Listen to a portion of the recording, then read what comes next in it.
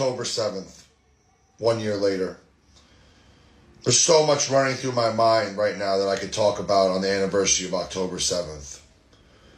I could talk about how we know that Israel told so many lies that day, like how there were 40 babies or the grapes, all atrocity propaganda, which was then used to initiate the G-side of Gaza, and how the evidence even shows Israel fired on their own civilians that day. Google Hannibal Directive. I can talk to you about how Satan Yahoo wanted the attack to happen in order to justify everything that he and his terrorist state have been doing this past year. I can talk about how Israel unalived a child in Gaza every 30 minutes this past year, and the complete destruction of Gaza.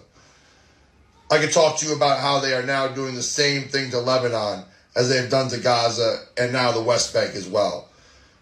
I can talk to you about how this is the United States of Israel, and whether it's Harris or Trump, the American government is evil and will continue to support Israel in this modern day H cost. But what I am going to speak to you today about is my experience with the Palestinian people this past year as an American Jew. The day after October 7th, I spoke out on social media. I've always used my platform to speak out on important social political issues, just so you have a little bit of background on me.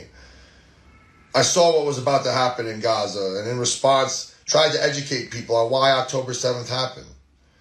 I was met with an onslaught of attacks from the Jewish community and told that I was a self-hating fake Jew capo simply for humanizing the Palestinians.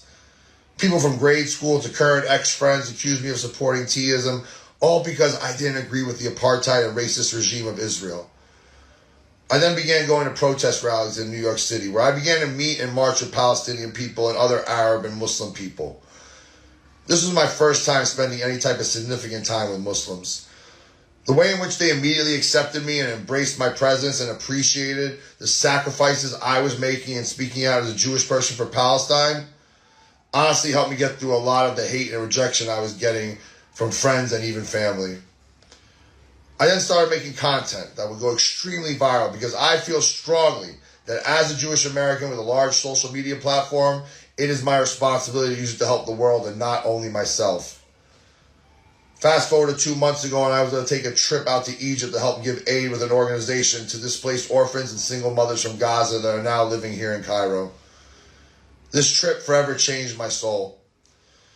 We've all seen the horrific videos and heard the stories, but when you are here on the ground and actually looking into the eyes of a young Gazan child and he or she tells you how they watched an IOF soldier unalive their parent in front of their very eyes, or how they watched their whole family get blown up in their home and they're the only one who survived, how the hell am I supposed to go back to living a normal capitalistic American lifestyle?